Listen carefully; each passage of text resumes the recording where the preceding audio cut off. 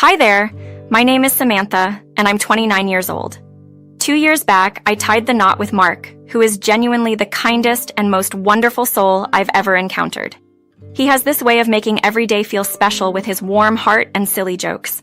However, my relationship with his mom, Debra, or as I refer to her, my mother-in-law, isn't as smooth. From the beginning, it felt like she was set on not liking me. I understand she's protective of Mark, her son, but sometimes her actions go beyond simple concern. Debra has a knack for causing trouble under the guise of innocent mistakes, aiming to push your limits while making it look like you're overreacting.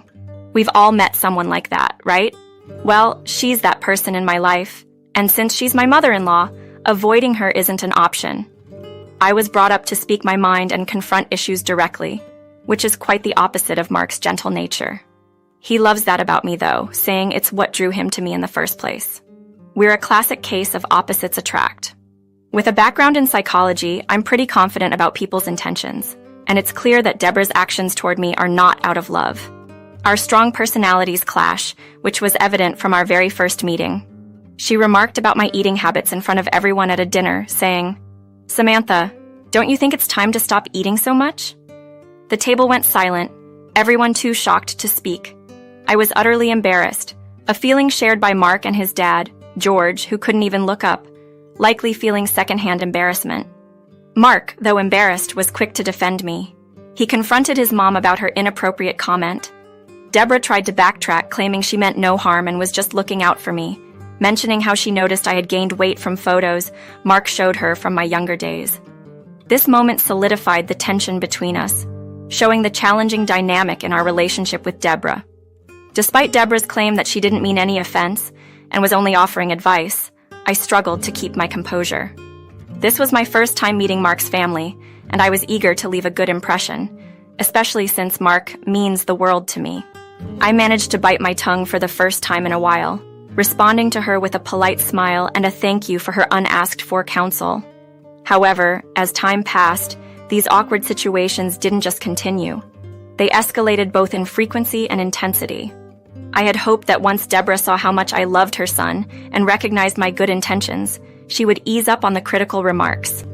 Yet, it seemed to have the opposite effect. Meanwhile, my relationship with my father-in-law, George, blossomed. He's truly a gem, and it's clear Mark inherited his kindness from him. Despite growing closer to the rest of Mark's family, including his childhood friend Larry, who's practically considered a second son by Mark's parents, Debra remained the sole holdout. It felt as though she had something against me for reasons I couldn't understand. Yet, I was overwhelmed by the warmth and acceptance from Mark's family and friends, including his extended family and Larry, making me feel truly loved and supported.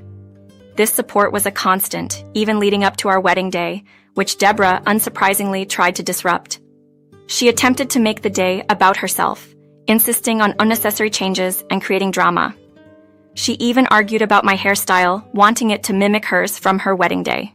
In a moment of assertiveness, I thanked her for her suggestion, but firmly stated my preference for my hairstyle. This was a reflection of the ongoing challenge of balancing respect and assertiveness in the face of Debra's attempts to undermine me. During the wedding preparations, Debra's remark about my looks caused a collective gasp among the bridal party. However, this wasn't my first rodeo with her blunt critiques, so I wasn't as taken aback as one might expect. She tried to soften her comment immediately, veiling her critique with a backhanded compliment, suggesting I could look better.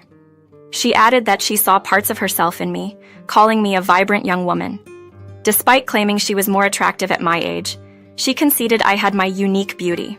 My father-in-law intervened, putting an end to Debra's harsh comments for the day, yet the sting and resentment lingered within me. This wasn't like me. I was known for my vibrant and outspoken nature, but Debra's continual negativity was beginning to wear me down. I knew something had to change. 2 years later, at a significant family dinner hosted by Debra at the house where Mark grew up, it was clear she had something important to announce. Despite my initial suspicions about the sudden dinner invitation, I was curious about the news. As we gathered around the table, Debra seized the moment to share her plans, revealing she had arranged a trip to Puerto Rico for her upcoming birthday. The announcement was met with excitement and gratitude. Everyone was thrilled about the trip, eagerly expressing their enthusiasm. However, just as the joy peaked, Debra dropped a bombshell, stating bluntly that I wasn't included in the plan. This unexpected twist left everyone, especially me, in disbelief, questioning the fairness and intention behind such an exclusion, especially since it seemed out of sync with the family's initial reaction to the Puerto Rico trip announcement. Just when I thought things couldn't get more bewildering, Debra let slip that she had actually gone through the trouble of buying me a ticket for the family trip, only to cancel it last minute to avoid any extra fees. This revelation left me puzzled and hurt, stirring a mix of emotions in everyone present. Amid the tense atmosphere, Debra tried to justify her actions after much coaxing, finally admitting her reasoning for excluding me from the family event. Debra explained that as she's getting older, she wants to spend her remaining years surrounded by those closest to her heart, and regrettably, she didn't see me fitting into that circle. Her blunt admission sparked a wave of disbelief and disappointment. Accusations of disrespect flew when she suggested that I wasn't really part of the family because we weren't related by blood. This argument didn't hold up for long. As Mark pointed out the inconsistency in her logic. If the family was strictly blood-related, then Larry, Mark's childhood friend considered family, shouldn't be invited either. But of course, Debra had always had a soft spot for Larry, calling him a precious part of the family, unlike me, whom she still viewed as an outsider despite my marriage to Mark. The situation escalated until I found my voice, firmly saying no to leaving the discussion, capturing everyone's attention, including Debra. I confronted her, openly acknowledging the tension and her evident dislike for me over the years. I accused her of narcissism, pointing out that her behavior hadn't gone unnoticed by anyone, including me. Debra's response was to caution me about my tone and choice of words, reminding me I was in her house. This exchange marked a turning point, highlighting the ongoing struggle and the need to address the unresolved tension within the family dynamics. Standing my ground, I declared that my departure was imminent, but not without sharing my final thoughts.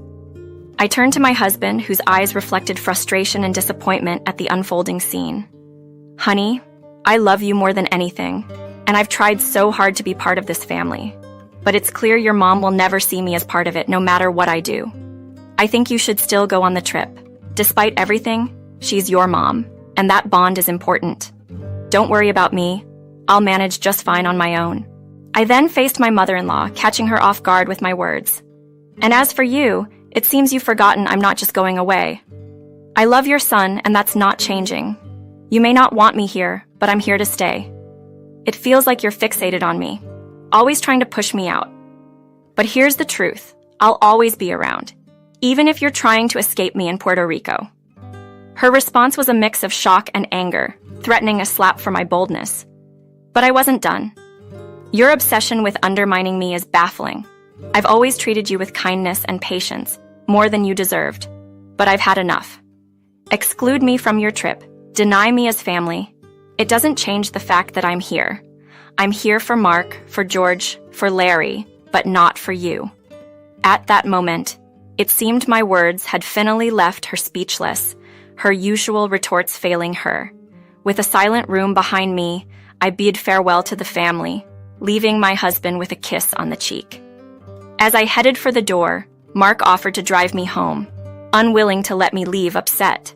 I reassured him, please don't worry about me. I love you and I appreciate everything, but you have a trip to plan.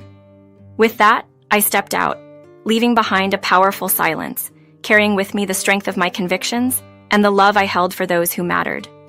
As I prepared to leave, Mark reassured me and reminded me not to leave my purse behind.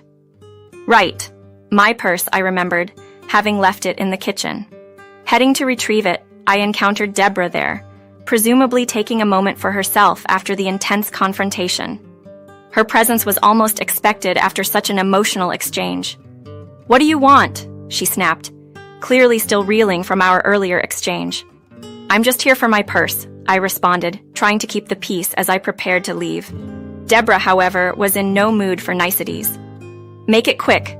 I want you out of my house," she retorted, her voice thick with anger. As she stormed out, leaving me alone, I couldn't help but mock the absurdity of the situation silently. Reaching for my purse, my eyes caught a glimpse of a piece of paper lying beside it. written in Debra's familiar handwriting. Initially, I thought it might be details about the Puerto Rico trip, fueling a bitter curiosity about what I was being excluded from. Picking it up, I began to read, expecting to find a travel itinerary.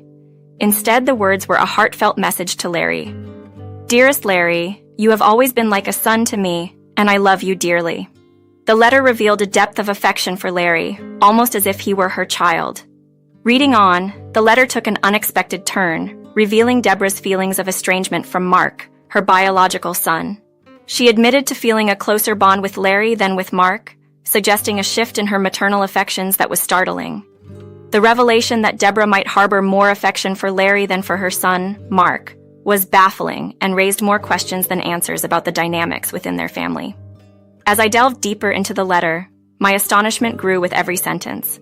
It was clear this letter held significant revelations, and although it wasn't my place to have stumbled upon it, I couldn't deny the sense of urgency it instilled in me. The more I read, the more I realized the importance of bringing its contents to light. After finishing, I found myself pacing the kitchen, wrestling with the weight of what I had discovered. It dawned on me that the people who needed to hear about this letter were all gathered here, under this roof. It felt like a pivotal moment, demanding action. Before stepping out to confront the situation, I revisited the letter once more, ensuring my mind wasn't playing tricks on me. The words hadn't changed. The letter held the same shocking revelations as my first read-through. With a newfound resolve, I entered the dining room, immediately catching the attention of two sets of eyes. George, attempting to extend an olive branch, expressed his apologies for Debra's behavior and reassured me that I would be included in the Puerto Rico trip, attributing Debra's actions to a temporary mood. "Don't worry, I'll talk to her," he promised, hoping to smooth over the tensions. "George, I appreciate your concern, but there's something more pressing that everyone needs to know," I replied, cutting to the chase. "This is especially important for Mark to hear." The room tensed up, with Mark and Larry showing visible concern, possibly fearing I was at my breaking point, ready to end my marriage due to Debra's unrelenting behavior. Mark knew all too well the strain his mother's actions had placed on our relationship, yet our love had always been stronger than the challenges we faced. Noticing Debra's absence, I inquired about her whereabouts, learning she had retreated to her room, nursing a headache induced by our earlier confrontation. "She said she needed a nap," George explained, hinting at Debra's tendency to prioritize her rest, especially when upset. With Debra temporarily out of the scene, I realized this was my moment to share the letter's contents with the family, potentially reshaping our dynamics and understanding of Debra's actions. The revelations within the letter demanded attention, and with Debra absent, it was time to bring the truth to light. Debra's penchant for eccentric and often disruptive habits was no secret to me, so her decision to retreat at such a critical moment sparked my frustration.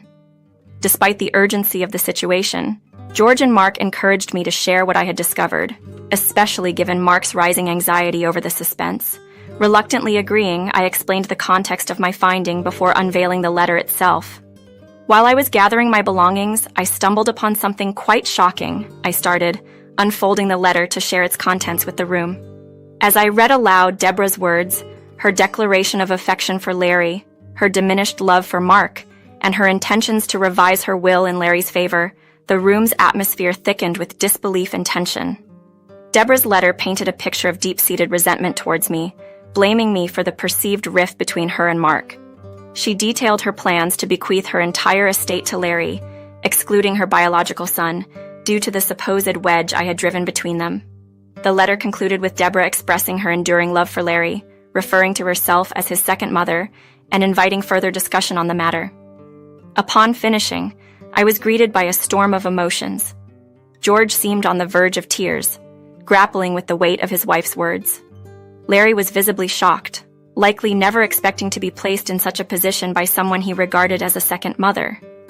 Mark, however, was the picture of rage, struggling to process his mother's harsh betrayal and the unfounded accusations laid against me. The revelation not only exposed the depths of Debra's animosity, but also threatened to upheave the family dynamics, casting a shadow of uncertainty and hurt over us all. Debra insisted she was innocent, accusing me of fabricating the whole story. "Oh, you think this is all made up?" I countered, barely concealing my disdain. Her attempts at denial were futile. The evidence was clear, and the letter spoke volumes about her true feelings and intentions. Mark and George, once hopeful for reconciliation, realized the depth of Debra's malice and made a firm stand. "Enough, Debra. There's nothing more to say. You've brought this upon yourself with your actions," they declared, sealing her fate to face the repercussions alone in Puerto Rico, an opportunity for self-reflection she desperately needed. "But I'll be alone," Debra lamented, her voice laced with a sudden realization of her impending solitude. "Perhaps if you weren't so unpleasant, people would actually enjoy your company," was the cold, hard reply she received before the call ended. The moment the screen went dark, a collective sigh of relief filled the room, quickly turning into laughter as we recounted the absurdity and Debra's shocked expression. Her plans had backfired spectacularly, leaving her to confront the loneliness her actions had wrought. Despite her numerous pleas, George remained firm, promising a serious discussion upon her return to set new boundaries for their relationship. Debra's demeanor shifted dramatically from her usual arrogance to frantic apologies, a change that surprised everyone. Mark, too, made it clear that any future disrespect would lead to permanent estrangement, a boundary he was fully prepared to enforce. Larry also reconsidered his approach, realizing his kindness had inadvertently encouraged Debra's behavior. Left to face the consequences of her actions in paradise, Debra found herself in a precarious position, her relationship with her family hanging by a thread. I reached out to her, not with sympathy, but with a clear message. She needed to earn forgiveness, and it was her responsibility to repair the damage done. Her pleas for me to intervene were met with a firm refusal. This was a situation of her own making, and she had to face the outcomes alone. As of now, Debra is still working to mend the strained ties with her family, a testament to the lasting impact of her actions. Whether she has truly learned from this experience remains to be seen.